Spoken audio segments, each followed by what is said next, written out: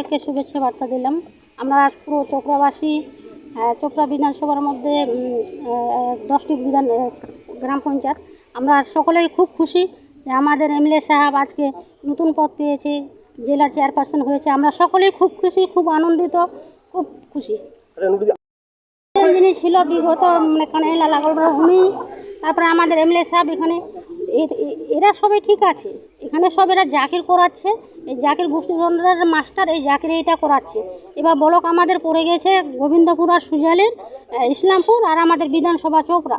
তো সবাই যেহেতু আমরা টিএমসি এক পরিবারের, তো আমাদের মিলেমিশে করতে হবে, আমাদের দলটাকে স্ট্রং করতে হবে। এরা এটা না করে গোষ্ঠীদ্বন্দ্ব করার চেষ্টা করছে।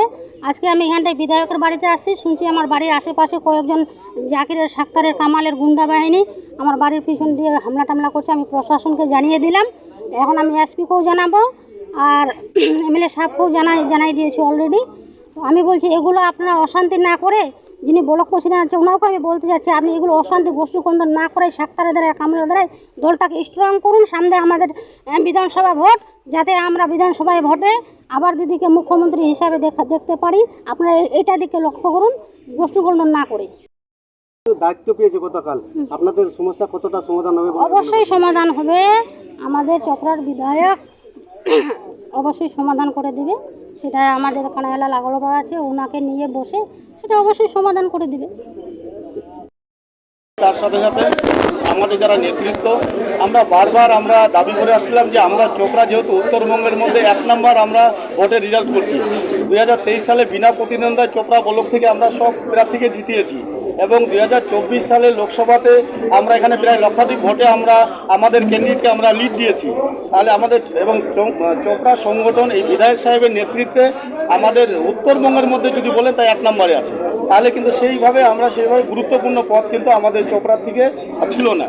তো দীর্ঘদিনের দাবি আমরা বারবার জানিয়ে আসছি, সেই দাবির মেনেই কিন্তু আজকে আমাদের মাননীয় মুখ্যমন্ত্রী এবং অভিষেক ব্যানার্জি এবং আমাদের সভাপতি সুব্রত বক্সী তাদের আজকে নেতৃত্বে আজকে আমরা কিন্তু আমাদের বিধায়ক সাহেবের যে আমাদের জেলার চেয়ারপারসন পদটা আমরা পেয়েছি, তার জন্য আমরা সমস্ত চোপড়াবাসী আমরা খুশি। আমরা তো আগে থেকে দাবি করে আসছি এবং আমাদের এই দাবি আরও জোরালোভাবে করা হবে এবং আমরা আশাবাদী যে আমাদের মুখ্যমন্ত্রী 26-এ আমরা চোপড়া থেকে মন্ত্রী পাচ্ছি, এটা আমরা 100% আশাবাদী। দিকটা হচ্ছে দীর্ঘদিনের আমাদের চোপড়ার জনগণের একটা আশা ছিল এবং চোপড়ার জনগণ পার্টিকে একনিষ্ঠভাবে কাজ করে পার্টির যা গত বিধানসভায় 65,000 দিয়েছিল লিড, পঞ্চায়েত নির্বাচনে নিরঙ্কুশ সংখ্যাগরিষ্ঠতা, সব পঞ্চায়েতেই বিনা প্রতিদ্বন্দ্বিতায় জিতেছিল, বিরোধী কোনো নমিনেশন দেওয়ার লোক পায়নি।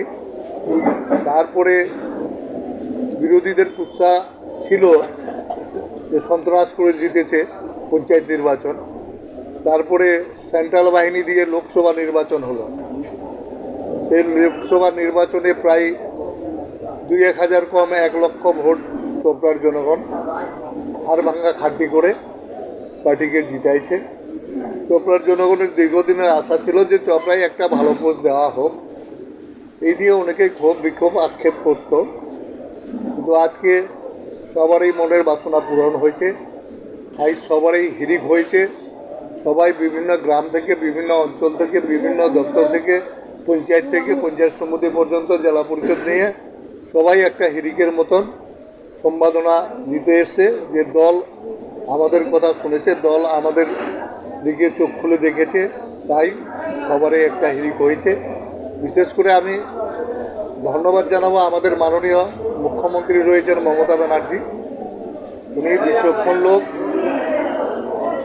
কোথায় সংগঠন কী আছে, কোন লিডারশিপ কী করছে, উনি নারী নক্ষত্রে যার প্রমাণ যে এবারকার জেলা কমিটি রাজ্য কমিটি যেভাবে উনি ঢেলে সাজাইছেন, তো মানতে হবে যে ওনার বিকল্প নেই আজকে।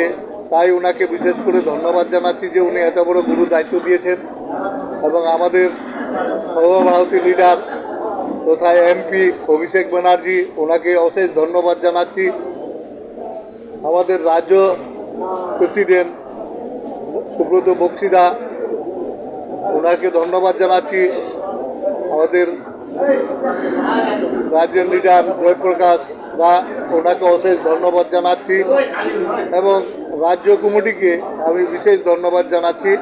ওনারা বিচক্ষণভাবে সম্পূর্ণ জেলা স্তর থেকে যেইভাবে স্কুটি করে যেইভাবে এবার নীতি নির্ধারণের মাধ্যমে যেইভাবে ওনারা বিষয় করেছেন, আগামী দিন 2026 বিধানসভা আমার মনে হয় বিরোধী শূন্য হবে। বিশেষ করে আমাদের জেলায় 9টা বিধানসভা রয়েছে, 8টা আমরা এখনও জিতে রয়েছি। আগামী লোকসভা বিধানসভা নির্বাচনে আশা করি 9টায় আমরা জিতে নিয়ে আসবো, বিরোধী শূন্য থাকবে। বিশেষ করে আমাদের কর্মী লিডার জেলা থেকে ব্লক স্তর পর্যন্ত, বুথ লেভেল পর্যন্ত এনাদের সহযোগিতায় যা রেজাল্ট হয়েছে, আগামী দিনে এনাদের সহযোগিতা নিয়ে আমরা আরও বিপুল রেজাল্ট করব জেলার মধ্যে, চোপড়া বিধানসভার মধ্যে। এটাই আশাবাদী। সবাইকে অশেষ ধন্যবাদ জানাই আমি আমার সংক্ষিপ্ততা শেষ করছি। নমস্কার।